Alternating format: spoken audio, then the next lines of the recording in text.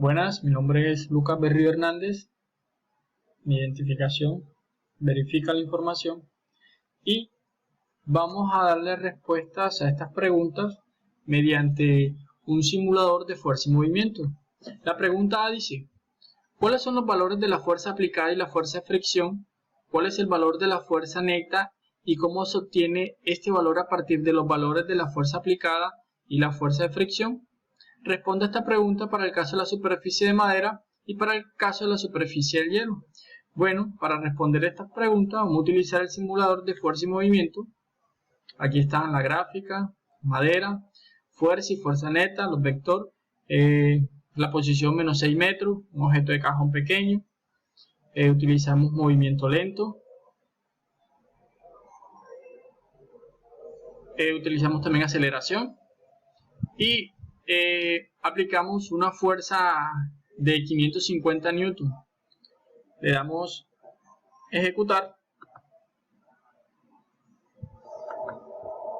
Como podemos observar, dándole respuesta a la pregunta A, la fuerza aplicada fue de 550 newton. Tuvo una fuerza de fricción de menos 294 newton y una fuerza neta de 256 newton. Ahora vamos a darle respuesta a la pregunta A, pero ahora con fricción en hielo sin fricción. Utilizamos los mismos valores de fuerza neta, posición del objeto menos 6 metros, un cajón pequeño. También aquí utilizamos movimiento lento, utilizamos aceleración y también aplicamos una fuerza de 550 newton. Le vamos a dar a ejecutar.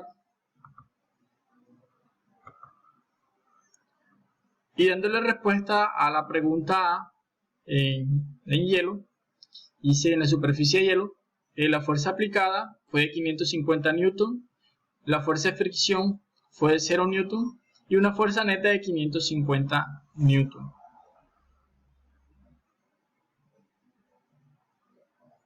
Aquí está la respuesta. Ahora, el valor de la fuerza neta se obtiene al realizar la suma de los valores de las fuerzas que actúan sobre el cuerpo.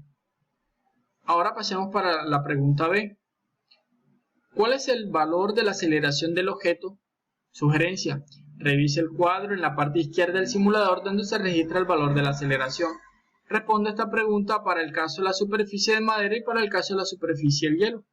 Bueno, la respuesta aquí en caso de la superficie de madera fue de 2,56 metros sobre segundos al cuadrado y en la superficie de hielo fue de 550 metros sobre segundos al cuadrado. Y vamos a verificar esta información aquí en el simulador.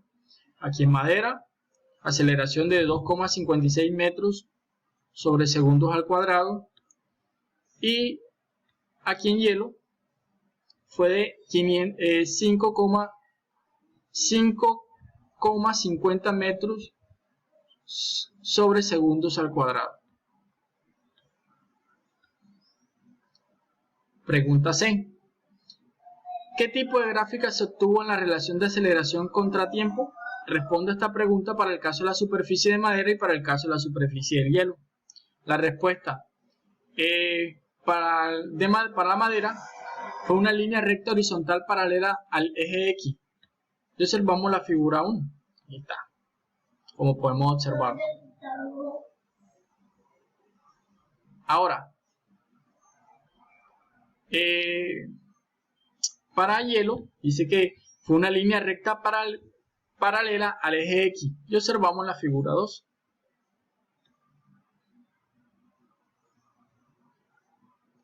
¿Listo? Pregunta D. ¿Qué tipo de momento representa la gráfica de aceleración contratiempo mostrada en el simulador? Responda a esta pregunta para el caso de la superficie de madera y para el caso de la superficie del hielo. Bueno, para el caso de la superficie de madera, la gráfica representa un movimiento uniformemente acelerado. Y para la superficie de hielo, dice también, la gráfica representa un movimiento uniformemente acelerado.